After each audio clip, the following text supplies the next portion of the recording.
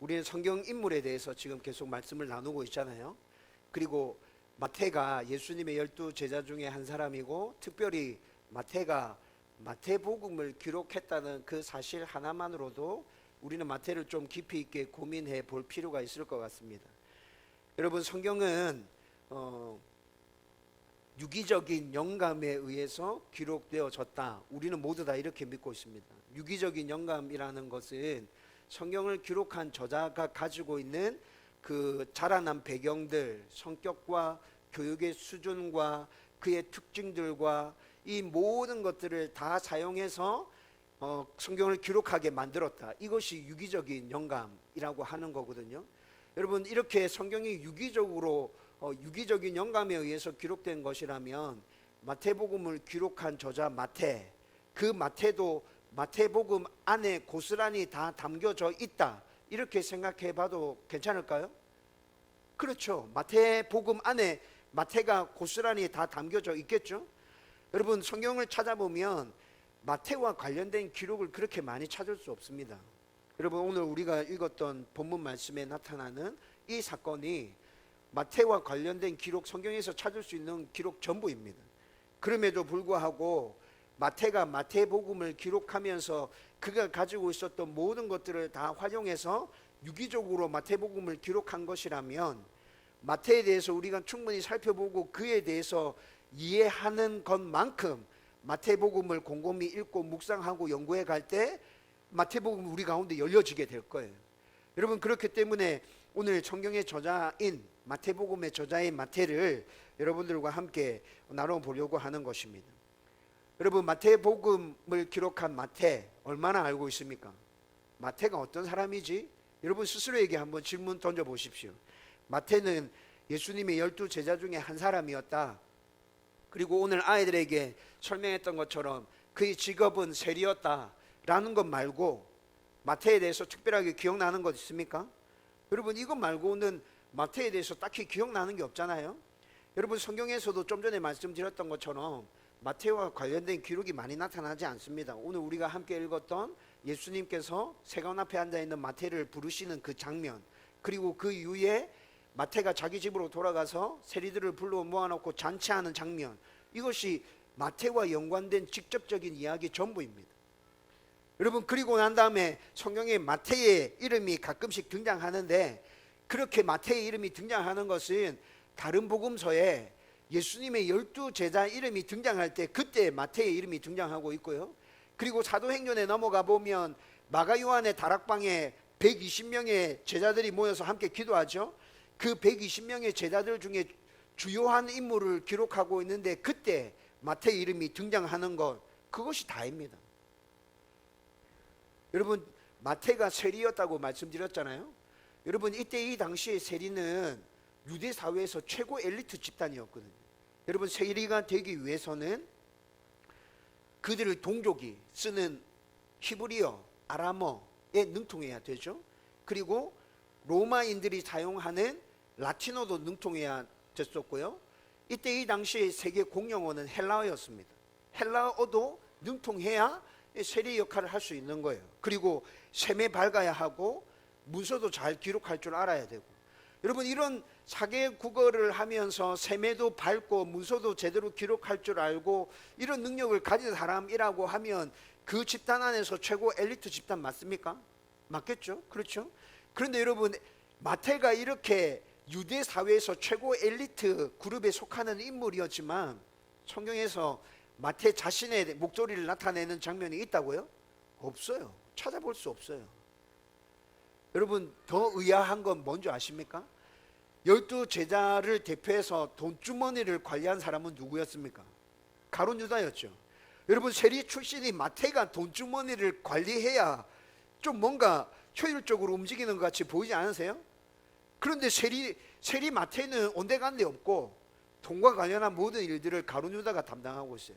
여러분, 이런 모습들을 살펴보면 마태는 앞에 나서기를 별로 좋아하지 않구나, 그냥 조용히 파묻혀 지내는 것, 그렇게 지내는 걸 좋아하는 사람이구나 라는 걸 조금 짐작할 수 있게 되죠. 여러분, 이런 것들을 알고 마태복음을 읽기 시작하면 마태복음이 더 풍성하게 우리 가운데 다가오게 된다고. 여러분, 그래서 성경에 마태와 관련된 여러 이야기가 등장하지 않지만 성경에 나타나는 마태와 관련된 그 조금의 이야기들과 그 다음에 여러 문헌들, 참고할 수 있는 여러 문헌들을 다 종합해서 마태가 어떤 사람인지 좀 나누기를 원하는 거예요. 여러분, 마태라는 이름은 아람어인데 하나님의 선물이라는 뜻을 가지고 있습니다. 여러분, 이 아람어식의 이름 마태를 히브리식으로 바꾸면 마따냐 또는 마따니아 이렇게 바꿀 수 있습니다. 여러분, 두 이름 다 마따냐와 마따니아 두 이름 다 하나님의 선물이라는 뜻을 가지고 있겠죠. 여러분, 구약 성경을 찾아보면 이 이름을 쓰고 있는 구약의 믿음의 선조들이 있었습니다. 역대상 25장 4절 말씀 찾아보면 헤만의 아들이라고 알려진 성가대장, 그 사람의 이름이 마따냐로 그렇게 나타나고 있어요.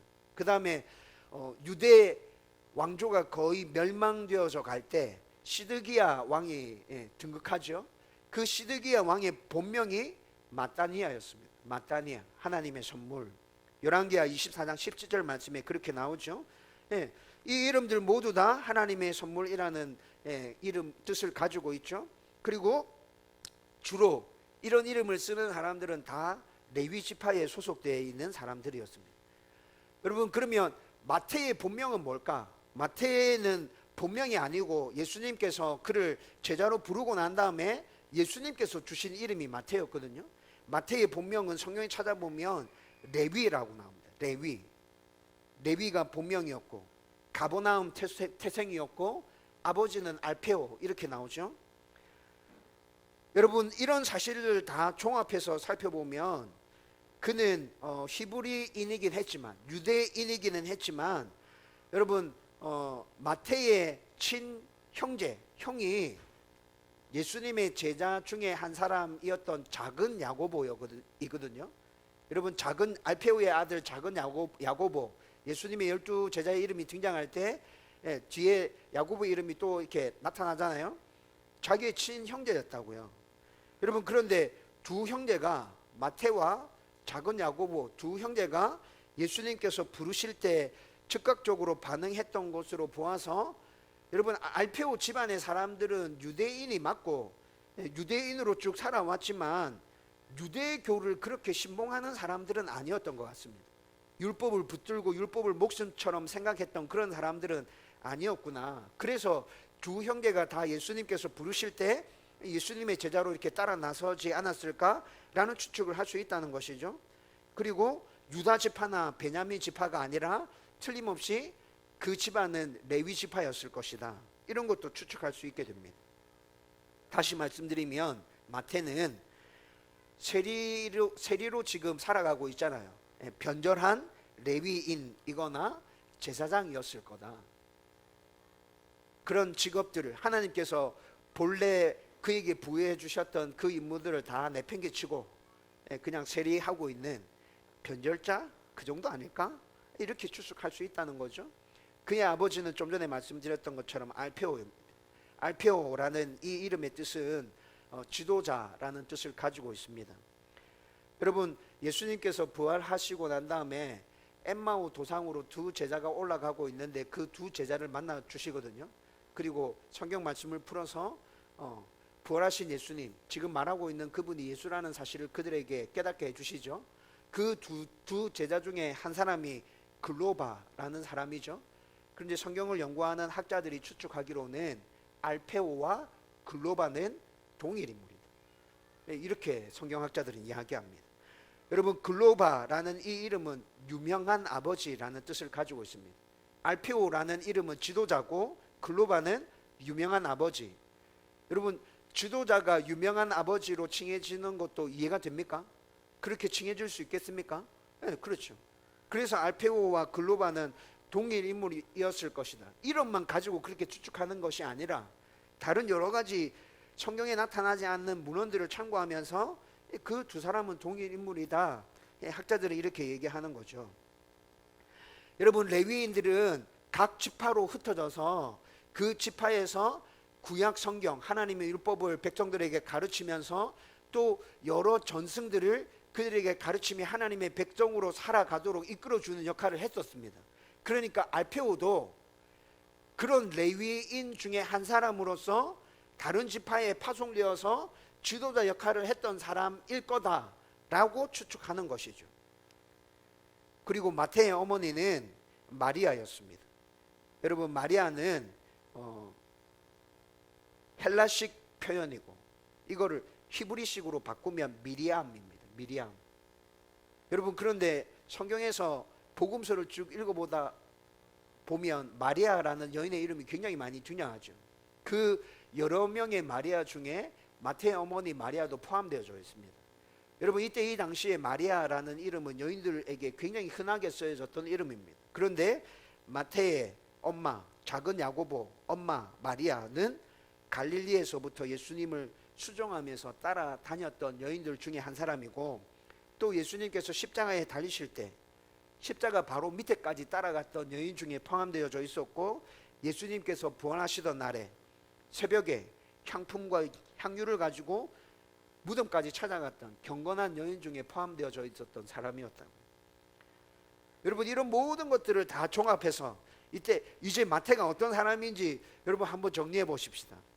여러분, 마태는 방금 말씀드렸던 거 다 종합해 보면 경건한 유대 집안 가운데서 유대식 교육을 받으면서 자라난 사람이고, 그럼에도 불구하고 율법에 매여 있는 사람이 아니라 구약 성경에서 예언하고 있는 참 메시아를 대망하고 있었던 그런 가정 교육을 받으면서 자라난 사람이구나 라는 것을 알게 되죠.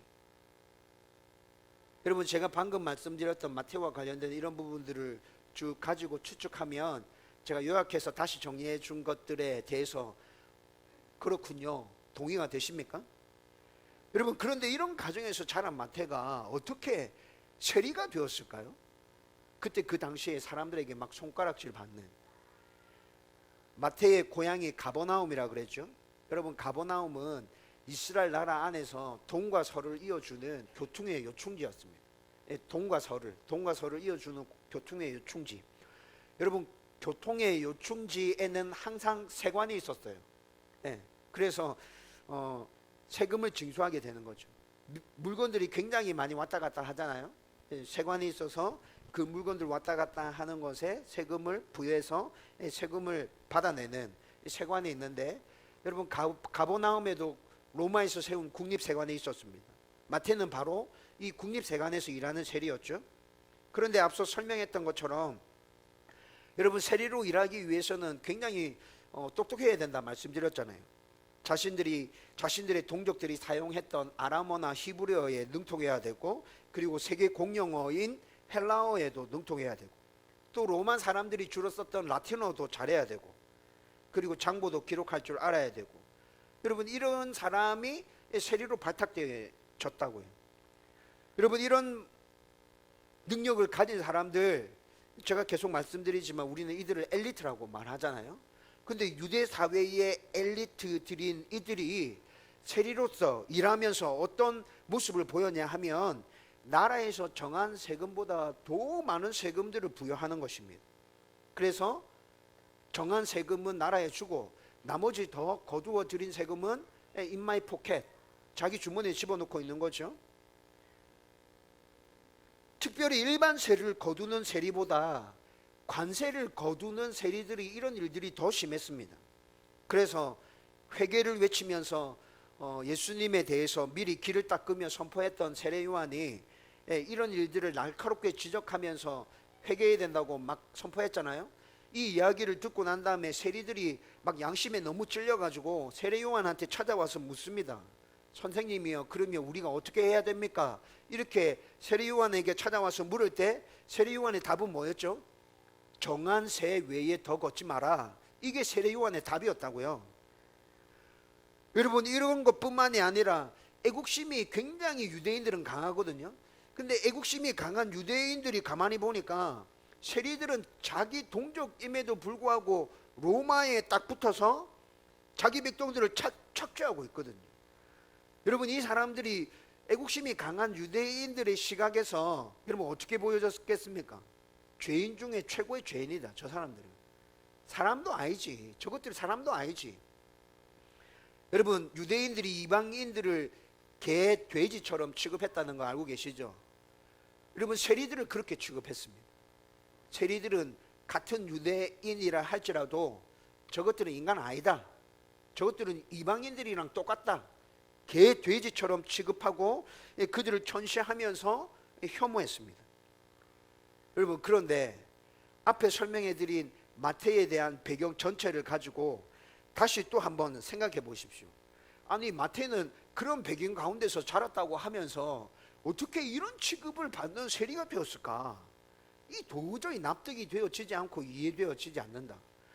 여러분, 마태와 관련된 여러 가지 자료들을 종합해서 쭉 살펴보면 그 이유들을 충분히 납득할 수 있을 정도로 찾아낼 수 없어요.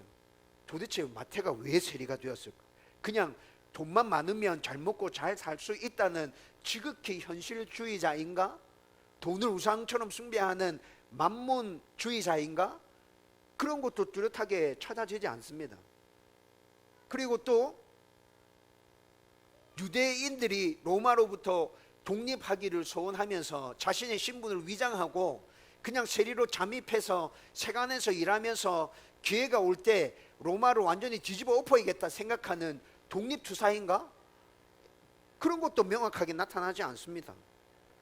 도대체 왜 이 사람이 세리가 되었을까? 이 질문에 대해서 우리에게 명확하게 뭔가 답을 제시해 주는 건 찾아볼 수 없다는 거죠.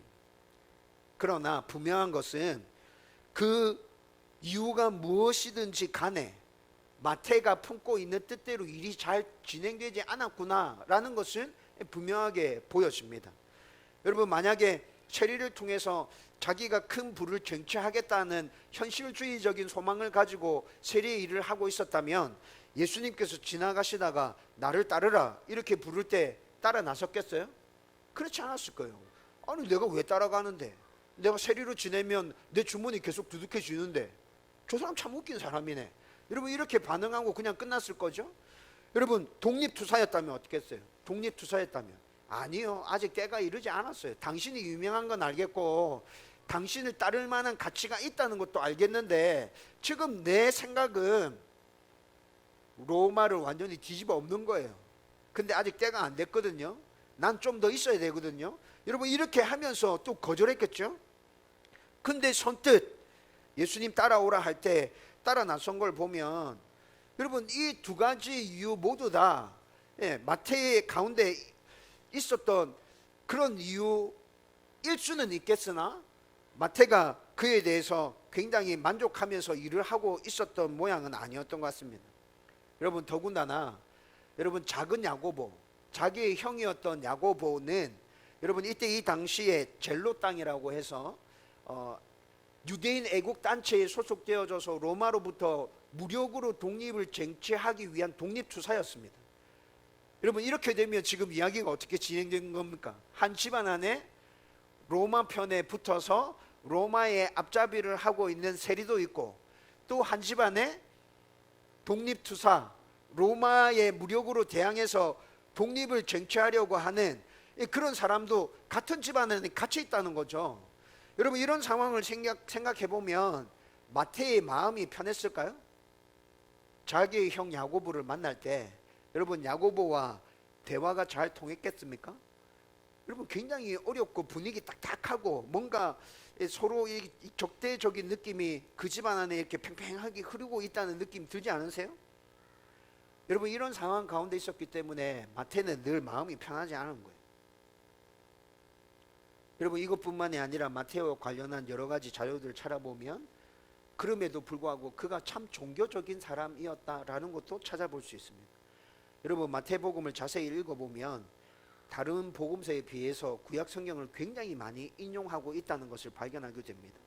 마태복음은 대략 99회 구약 성경을 인용하고 있습니다. 그런데 99회 구약 성경을 인용하고 있는 것은 다른 세 복음서 마가, 누가, 요한복음에서 구약 성경을 인용하고 있는 그 숫자들을 합친 것보다도 월등하게 많습니다. 직접적으로 구약 성경을 99번이나 인용한 것 외에도 구약 성경을 기록할 때 그 저자들의 사상의 바탕에 깔려 있는, 또 유대인들의 생활 밑바탕에 전체적으로 깔려 있는 율법서들 있죠. 지혜서들, 뭐 토라, 또 느빔, 그두빔, 예언서, 청문서, 이렇게 유대인들의 사상을 형성하는 데 있어서 굉장히 중요한 문서들이 굉장히 많거든요. 그런데 그 모든 것들이 마태복음에 전반적으로 다 깔려져 있습니다. 다른 복음서와 비교해 봤을 때 그런 지혜서들에서 교훈을 얻어서 조화를 시켜서 기록하고 있는 게 굉장히 많다고요. 그러면서 마태는 끝까지 예수님의 탄생에서부터 부활에 이르기까지 모두 다 그 모든 자료들을 인용해서 예수님이 메시아 되심과 예수님이 유대인의 왕 되심을 계속해서 증명하고 있습니다. 여러분, 마태가 마태복음을 이렇게 기록할 수 있었던 이유는 무엇일까요? 여러분, 어느 한순간에 성령님께서 마태에게 역사하셔서 한순간에 이 모든 것들이 다 깨달아져서 구약 성경을 막 인용하고 또 유대인들의 기본 생활 바탕을 형성하고 있는 그 지혜서들을 다 인용해서 마태복음을 이렇게 기록했다 생각되십니까? 아니요, 그렇지 않죠. 마태가 마태복음을 이렇게 기록할 수 있었던 이유는 그는 어릴 때부터 구약 성경에 관심을 가지고 있었어요. 하나님의 말씀에 관심을 가지고 있었고 또 이스라엘 백성들에게 있어서 삶의 지혜를 전해주는 그 지혜서들, 전승들에 대해서 관심을 가지고 있어서 꾸준하게 연구하고 읽고 묵상하고 고민하고 생각했다는 것이죠. 여러분, 그런 것들이 자기 안에 잘 쌓여져 있었기 때문에 마태복음을 기록하면서 이런 것들이 한꺼번에 다 쏟아져 나오는 거예요. 여러분, 이런 것들을 생각해 보면 마태는 지금 비록 세리로 로마 세관에서 일하고 있지만 그의 마음 가운데는 온전한 하나님을 찾고자 하는 종교성이 있다는 거죠. 그리고 하나님의 말씀을 연구하면서 메시아에 대해서 계속 예언해 주고 있는데 그 메시아가 언제 올 것인지 간절히 기대하고 소망하면서 그렇게 메시아를 대망하고 있었던 신실한 믿음의 사람이었다는 것을 우리는 알 수 있게 되는 겁니다. 여러분, 이런 마태에게 어느 순간 예수라는 사람에 대한 소문이 들려오기 시작합니다. 예수라는 사람이 나사렛에 나타났는데 그 사람 참 어마어마하다, 대단하다. 사람들이 선지자 중에 한 사람이라고 따르고 있다. 어떤 사람들은 그 사람이 메시아를 하대? 막 이런 소문들이 마태 가운데 막 들려오는 거예요. 예수님이 선포했던 메시지에 대한 소문들도 마태 가운데 들려왔습니다. 예수님이 행하셨던 기적도 마태 가운데 소문으로 들려왔습니다. 여러분, 예수님에 대한 이런 모든 이야기들이 소문으로 계속 들려올 때 마태 안에는 그가 연구했던 구약 성경들과 유대의 지혜서들이 다 종합되어지면서 혹시 그가 메시아 아닌가? 뭔가 비슷하게 맞아떨어지는데? 여러분, 이런 생각들을 하고 있는 거죠. 마태는 예수님이 누구신지 정말 궁금했을 거예요. 그 사람 한번 만나보면 좋겠다. 그 사람 메시지 내가 직접 한번 들어보면 좋겠다. 그런 간절한 소망이 마태 가운데 막 일어났을 거예요. 그러던 어느 날 이렇게 생각하고 있던 그 젊은 마태에게 예수님께서 찾아오셨습니다. 긴 말 하지 않습니다. 나를 따르라 한마디 하십니다. 여러분, 이 말에 마태는 어떤 마음이었을까요? 자기가 그토록 만나보고 싶어 했고 그분의 메시지를 직접 듣고 싶어 했는데 그분이 내 눈앞에 딱 나타나셔서 하는 말이 나를 따르라. 여러분, 이 말을 들은 마태는 아마 자기 마음 가운데 천둥 번개가 꽉 치는 듯한 느낌이 들었을 거예요. 머리 끝에서부터 발끝까지 전기가 찌릿하게 흐르는 그런 느낌들, 주체할 수 없는 힘에 이끌려서 마태는 즉시 그 자리를 박차고 일어나서 예수님을 따르게 됩니다. 여러분, 여기서 우리가 조금도 망설이지 않고 예수님을 따라 나섰다는 것을 통해서 그가 자신의 직업과 상황에 대해서 얼마나 고민하고 괴로워했었는지 좀 짐작할 수 있게 되죠. 좀 전에도 설명해 드렸잖아요. 만약에 만족하고 있었다면 이렇게 따르라는 말 앞에 이렇게 적극적으로 반응하지 않았을 거라고요. 예수님을 얼마나 만나고 싶어 했는지도 즉각 따라 나서는 모습을 통해서 우리는 좀 짐작할 수 있게 됩니다. 야, 마태 진짜 예수님 만나고 싶어 했구나. 그리고 아마도 마태는 지금 예수님께서 나를 따르라는 말에 날아갈 듯한 기쁨이, 날아갈 듯한 그 기쁨이 자기 가운데 밀려왔을 거예요. 여러분, 이 짐작이 맞다는 것을 그 다음 이어지는 그 사건을 보면 확인할 수 있죠. 그는 이 기쁨을 혼자만 누릴 수 없어서 어떻게 합니까? 자기 주위에 있는 세리들을 불러 모읍니다. 죄인들을 불러 모읍니다. 예수님을 자기 집으로 초대하고 잔치를 베풀게 됩니다. 자격이 넘치는 이 기쁨을 다른 사람들과 함께 나누고 싶다라는 것을 이렇게 표현하고 있는 거죠. 여러분, 마태가 이렇게 기쁨을 나누기를 원하고 있구나라는 것 우리는 이해할 수 있습니다. 왜 그렇습니까? 우리도 처음 예수님을 구주로 영접했을 때 이 기쁨이 우리 안에 넘쳐났었지 않습니까? 여러분, 처음 예수님을 만났던 날 생각해 보십시오. 여러분, 이 기쁨이 아주 다양한 방법으로 표현되어졌을 겁니다. 말 그대로 기쁨으로 표현되어진 사람도 있을 거고, 또 다른 사람은 감격으로 표현되어진 사람도 있을 겁니다. 주체할 수 없이 흘러내리는 그 눈물들. 나는 울고 싶지 않은데 이 눈물이 왜 흘러내리는지 난 모르겠어요. 여러분, 한없는 평안으로 이 기쁨이 밀려온 분들도 계실 겁니다. 지금 내 눈앞에 펼쳐져 있는 상황은 어떻게 말로 설명해낼 수가 없는데, 그런데 이런 상황이 여전히 있음에도 불구하고 예수를 구주로 만나고 난 이후에 내 안에 넘쳐나는 이 평안, 이거 어떻게 설명해야 되지?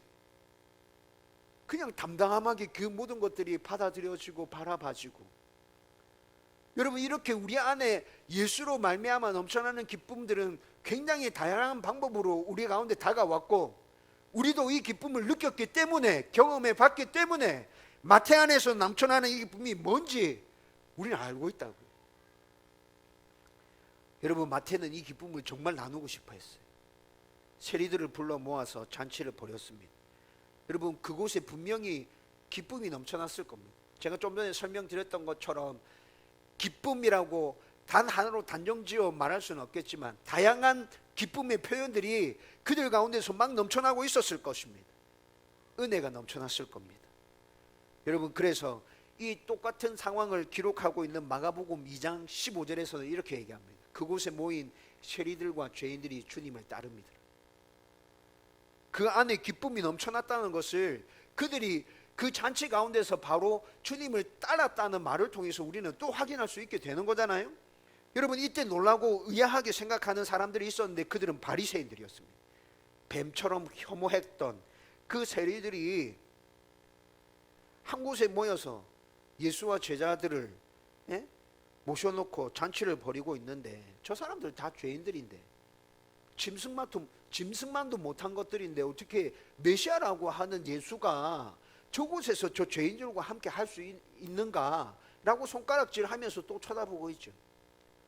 여러분, 이들의 이런 반응에 대해서 예수님께서는 12절에 이렇게 말씀하십니다. 12절 말씀 다 같이 읽읍시다. 시작. 예수께서 들으시고, 다 같이 읽습니다. 시작. 예수께서 들으시고 이르시되 건강한 자에게는 의사가 쓸데없고 병든 자라게야 쓸데있는. 아멘. 예수님의 이 말씀은 이 세상 모든 사람에게 얼마나 귀한 말씀이 됩니까?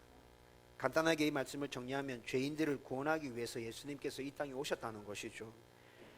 여러분, 모든 사람들에게 이보다 더 반가운 소식이 있을까요? 여러분, 세상에 죄인 아닌 사람이 어디 있습니까? 죽어 있는 사람들은 잠자는 죄인이고, 살아있는 우리들은 깨어있는 죄인이잖아요. 자기가 죄인인 줄 알고 있는 사람보다 죄가 없다고 자부하면서 다른 사람들을 얕보는 그 사람들, 예수님께서는 뭐라 얘기하죠? 저 인간들이 더 죄가 많다. 자기는 죄인이라고 인정했던 세리나 창녀들, 너희들이 저 사람보다 낫다. 주님께서 이렇게 가르쳐 주셨지 않습니까? 여러분, 이렇게 죄인의 친구인 예수님이야말로 멸망에 가는 인류에게 유일한 희망이 되는 것이죠. 여러분, 마태는 자기를 찾아오셔서 부르신 예수님이 이런 분이라는 것을 알고 계셨습니다. 그래서 너무 기뻤고 이 기쁨을 다른 사람에게도 나누어 주고 싶었던 것이죠. 여러분, 그리고 더 나아가서 자기의 기쁨을, 자기를 배척하고 괴롭히는 유대인들에게도 나누어 주고 싶었습니다. 여러분, 물론 유대인들의 배척과 괴롭힘은 세리들의 착취로 인해서 당연한 반응으로 나타났던 것이라 생각할 수도 있습니다. 여러분, 그렇다고 해도 인간의 본성이 어떻습니까? 인간의 본성이 내가 잘못한 게 있어도 상대가 나에게 막 모진 이야기들을 하고 나를 괴롭히고 나에게 막 삿대질하기 시작하면 내가 잘못한 것이 있어도 우리는 어떻게 반응하게 되죠? 저기 왜 저러노? 내가 저 정도로 잘못했나? 좀 웃기네. 이렇게 되잖아요. 여러분, 이게 인간의 본성이거든요. 여러분, 내가 잘못한 것이 있다고 해도 그것을 내가 안다고 할지라도 사람들이 나를 향해서 공격적으로 달려들기 시작하면 나도 그 사람에게 공격적으로 달려들게 되거든요. 여러분, 그런데 마태 가운데서는 이런 모습을 찾아볼 수가 없습니다. 자기가 유대인들에게 착취하고 억압하고 부당하게 세금을 거뒀기 때문에 저 사람들이 나를 싫어하는 거야. 그냥 당연하게 이렇게 받아들이는 것 같아요. 그리고 자기가 한 일에 대해서 조금이라도 사죄하는 마음으로 나의 가운데 넘치고 있는 이 기쁨을 저 사람들에게도 나눠줘야겠다, 그렇게 생각하고 있는 것 같아요. 여러분, 마태가 기록한 마태복음은 유대인들을 대상으로 기록한 복음서입니다. 마태는 유대인들을 대상으로 해서 예수 그리스도가 메시아이심을, 예수 그리스도가 이 세상의 왕이심을 분명하게 선포하기를 원했던 거예요.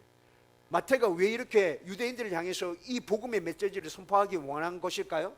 여러분, 지금까지 말씀드렸던 것처럼 그 안에 넘쳐나는 그 기쁨을 자기를 싫어하고 배척하는 그 사람들에게조차 선포하고 싶었던 것이죠. 나누고 싶었던 것이죠.